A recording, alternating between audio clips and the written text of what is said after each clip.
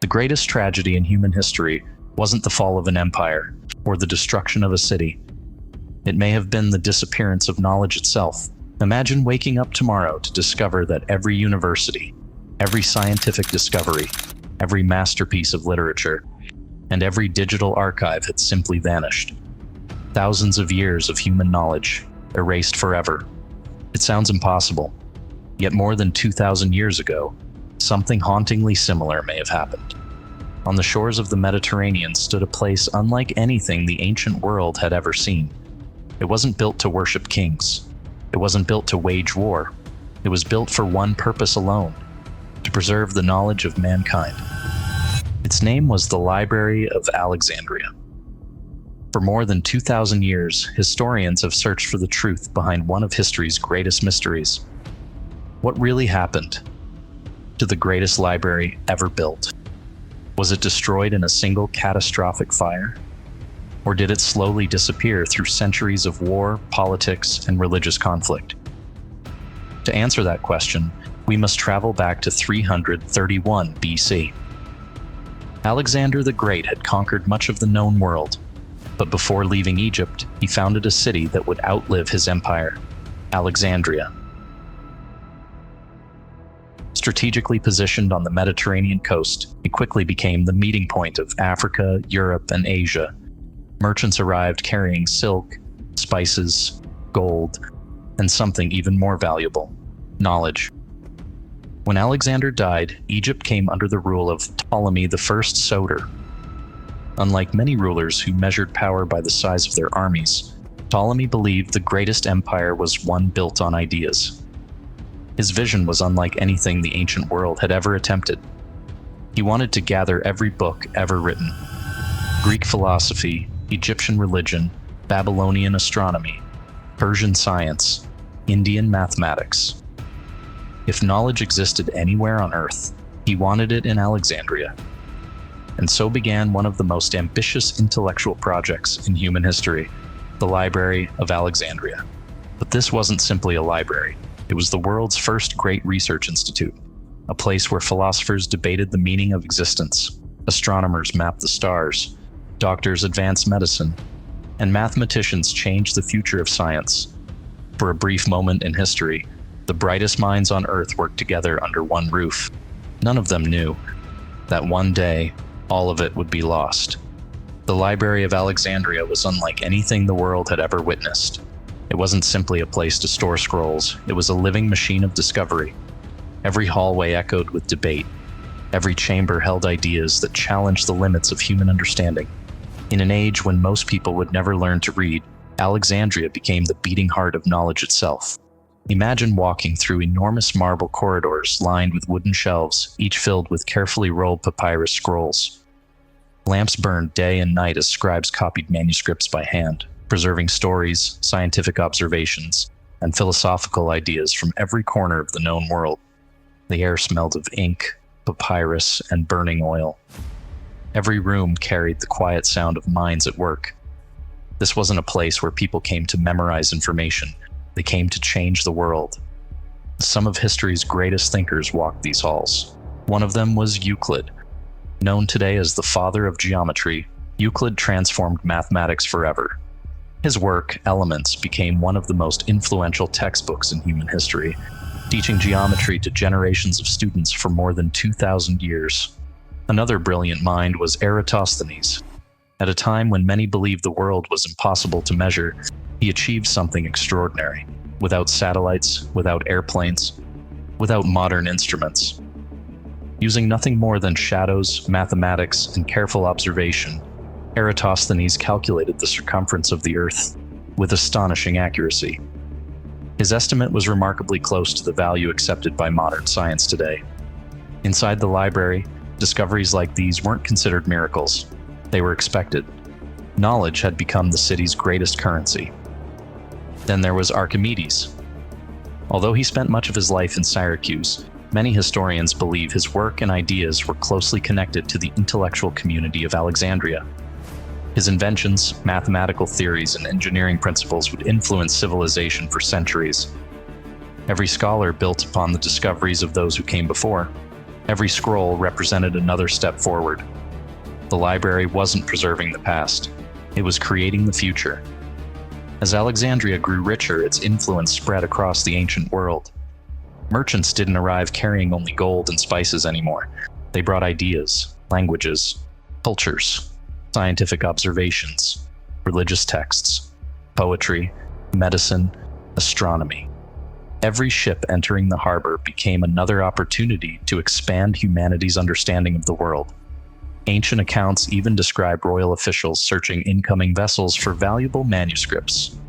Skilled scribes copied each scroll with extraordinary precision, ensuring that priceless knowledge could be preserved inside the library's growing collection. Whether every detail of those stories is historically accurate remains debated, but one fact is beyond dispute. Alexandria became the greatest center of learning the ancient world had ever known. Its influence reached far beyond Egypt. Scholars traveled from Greece, Persia, Cyprus, Judea, North Africa, Asia Minor. Some came seeking answers. Others came to challenge accepted ideas. For perhaps the first time in history, people from different civilizations worked together under one intellectual roof. It was an extraordinary experiment in human cooperation, one that seemed unstoppable, or so they believed. Yet while scholars filled the library with knowledge, the world outside its walls was changing. Power shifted between kingdoms. New rulers emerged. Old alliances collapsed. The peaceful pursuit of learning could not escape the ambitions of empires forever. As Rome expanded across the Mediterranean, Alexandria became more than a center of knowledge. It became a strategic prize. The city that once attracted philosophers would soon attract armies. The scrolls that contained humanity's greatest ideas would find themselves caught in conflicts they had no power to stop. No one could have imagined that the greatest threat to the library would not come from ignorance, but from the endless struggle for power. And somewhere beyond the harbor, history was already moving toward the event that would forever change the fate of Alexandria. The world's greatest collection of knowledge was about to face its first great test. The year was 48 BC. Alexandria had become one of the most important cities in the ancient world, but it had also become a battlefield.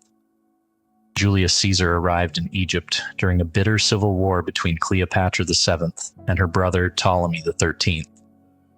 What began as a political conflict soon erupted into violence that engulfed the city itself. As Caesar's forces fought to secure the harbor, ancient historians recorded that ships were set ablaze to prevent them from falling into enemy hands. The fire spread from the docks, consuming nearby buildings. For centuries, many believed this single fire destroyed the Library of Alexandria forever. But history is rarely that simple. Modern historians continue to debate whether Caesar's fire actually destroyed the main library or only damaged nearby warehouses containing scrolls. Ancient sources often contradict one another, and no surviving eyewitness account gives us a complete picture. The truth may be far more complicated. Rather than disappearing in a single night, the library may have slowly faded over generations. Political instability weakened royal funding. Wars repeatedly struck Alexandria. As new rulers took control, priorities changed. Knowledge was no longer protected as it once had been. Little by little, the world's greatest collection of learning may have been quietly disappearing. Centuries later, another turning point arrived. In AD 391, the Roman Emperor Theodosius I ordered the closure of pagan temples throughout the empire. Around this time, the Serapeum of Alexandria, an important temple complex that also housed a daughter collection associated with the library, was destroyed. Whether large numbers of books still remained there is uncertain. Historians continue to debate exactly what survived by that point. What is clear is that Alexandria's intellectual world had already been in decline for generations. The legendary library that once inspired scholars across continents was becoming a memory. Then came one of history's most famous stories. According to a much later tradition, when Arab forces entered Alexandria in AD 642, Caliph Umar supposedly ordered that any surviving books be destroyed because, if they agreed with the Quran, they were unnecessary. and if they disagreed, they were dangerous. It is a dramatic story. But there is a problem. Most modern historians reject this account because it first appeared centuries after the conquest and lacks reliable contemporary evidence.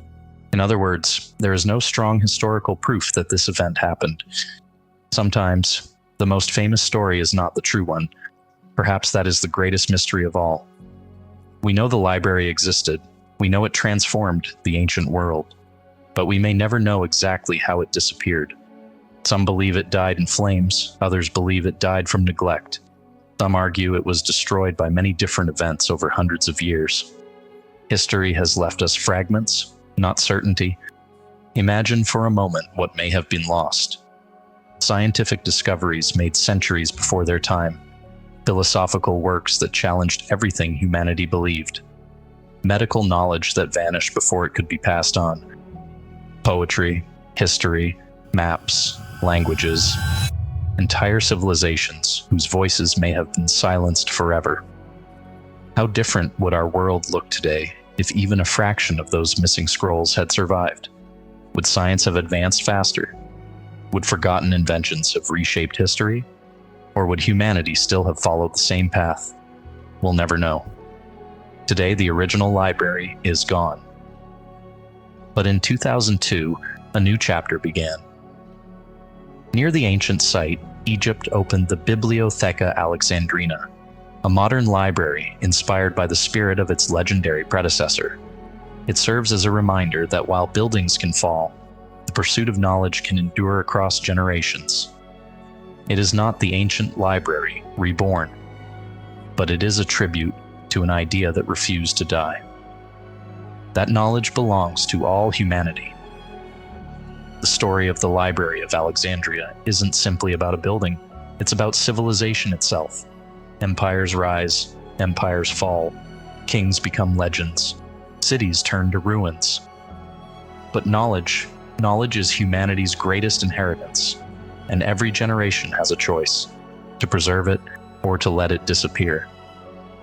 Perhaps the greatest lesson the library leaves behind is not how it was lost, but how fragile human progress truly is. Because history doesn't always vanish in fire. Sometimes, it disappears one forgotten page at a time.